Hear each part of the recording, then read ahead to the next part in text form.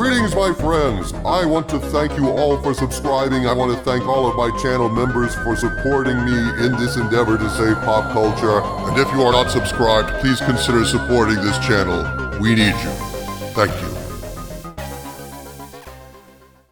Greetings, my friends. I am Dictor Van Doomcock, the future ruler of Earth, broadcasting from my hidden base at the center of the Earth, and today I stand before you to ask the question, has Ahsoka saved Star Wars, or is Ahsoka a failure?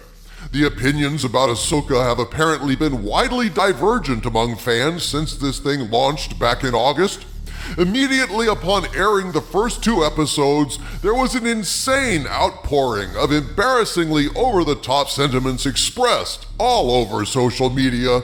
People were proclaiming Dave Filoni is God and Dave Filoni saved Star Wars. Even my jaded eyebrows shot up when I saw this full-court press of approval, this wall of unbridled adoration for something that frankly seemed mediocre to me with the first 2 episodes. I was extremely suspicious because it really did seem to me that the messages were very similar in content and in tone. Even so, there's a phenomenon I've noticed in all fandoms, a phenomenon I've dubbed hypnosis, which I would define as an unwillingness to concede disappointment in a project that has been massively hyped. It's like hype that builds for months, sometimes years in advance of a project thanks to top-notch marketing and fan anticipation, whips up hopes and expectations to such a fever pitch that when the actual film premieres, and it sucks, it's very hard for many fans to let go of those hopes, admit they were let down, admit they were sucked in by the marketing. It's just too painful to admit that your hopes were dashed, and so you trudge on, out of the theater, a smile plastered on your face, and only over time, as the pain of that disappointment lessens, can you finally see all the flaws objectively without emotion and say, yeah, I guess that really did suck after all. I was kind of surprised by the intensity of the positive reaction to a show that was, in my opinion, plodding, pedestrian, and completely uninspired. But then again, I am immune to hypnosis. It's one of my powers as a supervillain, so I just chalked up the initial rapturous reception to Ahsoka as mere hypnosis. But that said, back on September 17th, I received a report from my Hollywood spies alleging that indeed the reception to Ahsoka has been too good to be true for Disney, only it wasn't hypnosis according to sources, it was paid shills. Paid influencers blanketing social media with glowing reviews. This led me to ask the question, is Ahsoka a hit or a flop? And is there any way for us to tell? In this video, I share the allegations sources brought to the attention of my Hollywood spies and examine all the data points I can find to get to the bottom of this. By the end of this video, I hope to arrive at a reasonably plausible assessment of Ahsoka's success or failure. Do you doubt the evidence of your own eyes, Doomcock? I watched you squirming in your chair watching this show, rolling your eyes, putting your head in your hands, bored out of your mind watching Ahsoka. Why bother with trying to investigate? Within you, the truth is. And yet, I do not set myself up as any ultimate authority on quality, Harvey Cthulhu. Yes, I think this show is a failure because it's painfully dull. Ahsoka and Sabine are annoying as shit. Finding Ezra turned out to be a big nothing burger. And frankly, the whole thing is as tepid as a vanilla milkshake diluted with warm tap water. It's a little bit sweet, but thin and disappointing, and at this point in the ongoing slow-motion train wreck of Disney Star Wars, mediocrity is nothing more than a slap across the face to fans. But let's start off with what my Hollywood spies told me.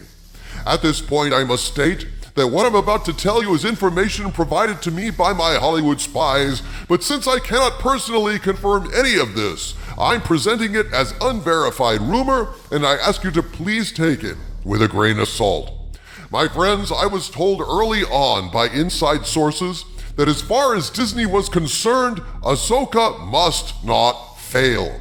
There was a lot riding on its success, and they were going to pull out all the stops to make sure it succeeded, and drove lots of subs over to Disney+.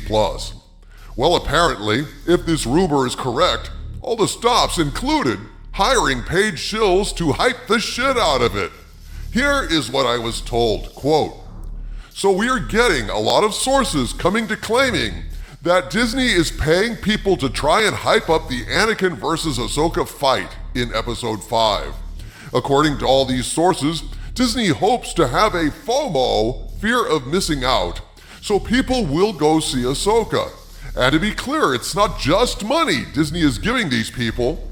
Free park passes, early viewing on upcoming shows, movies, and more," unquote.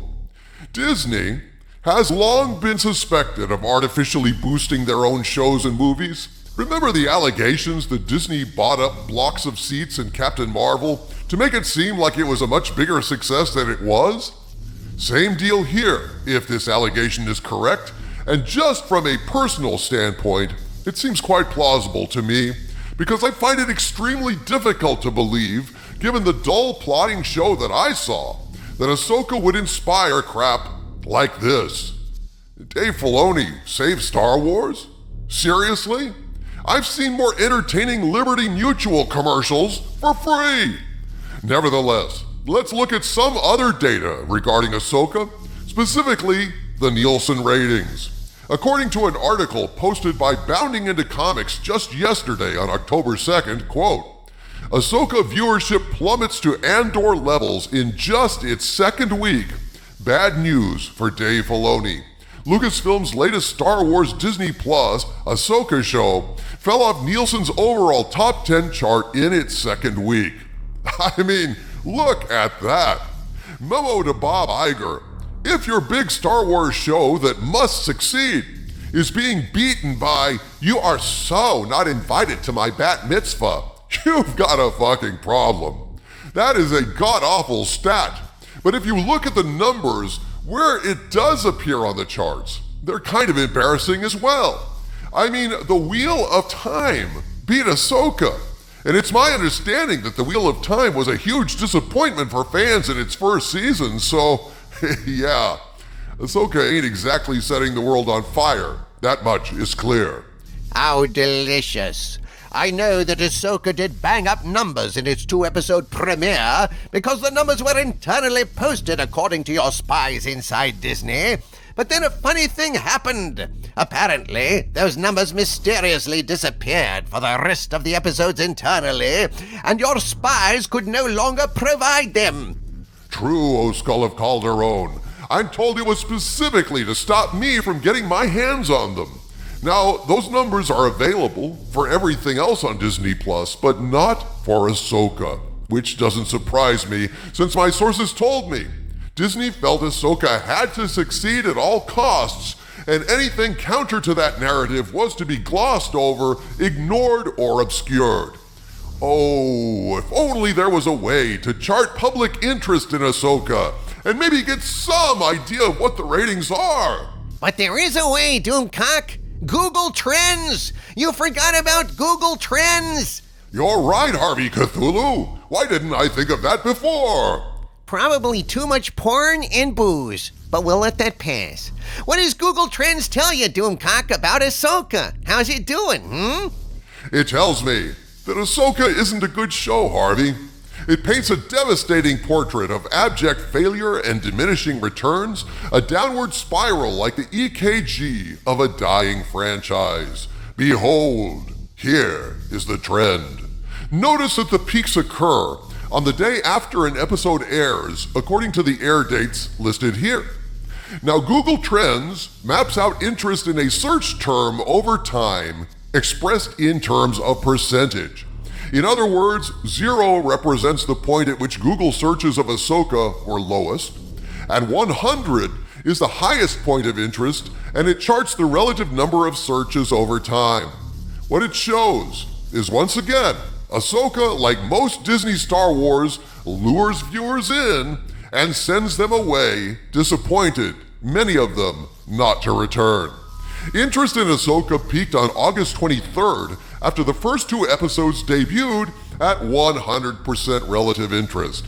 It very sharply declined over the next few days, as I suspect people yawned and shook their heads and said, well, shit, I waited years for that.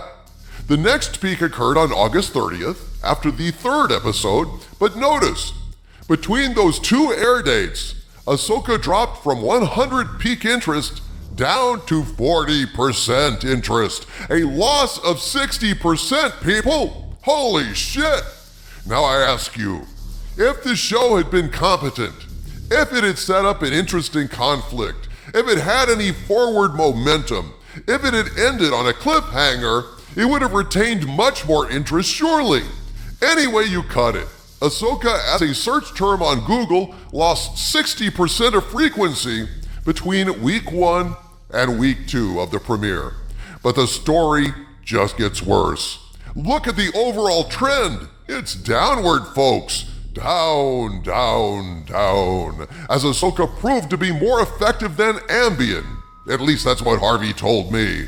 I was roofied by Ahsoka Tano.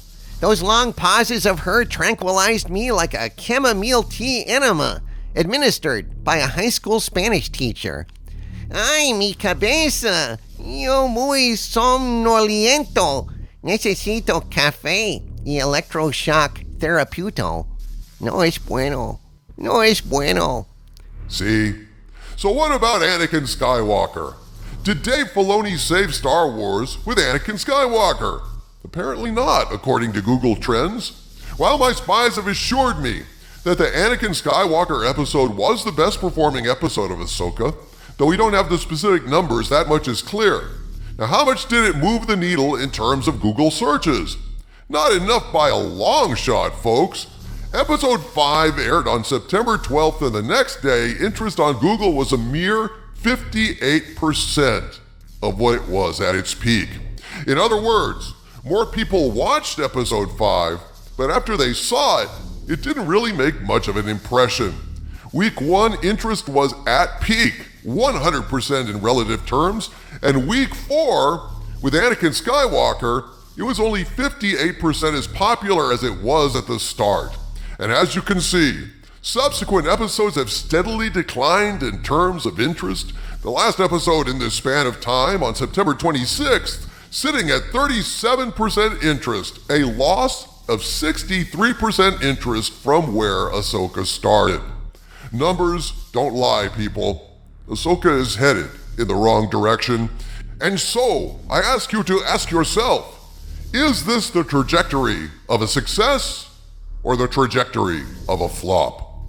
I'll have more to say about this in another video with an additional data point I think you'll find interesting, and we'll see if Dave Filoni can bring anything interesting whatsoever in tonight's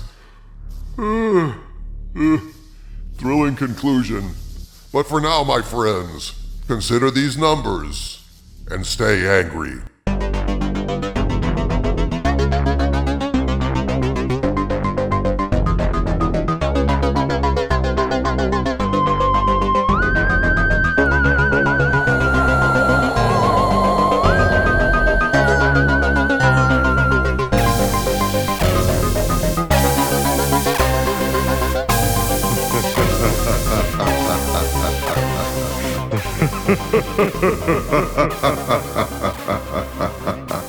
Ha ha ha ha.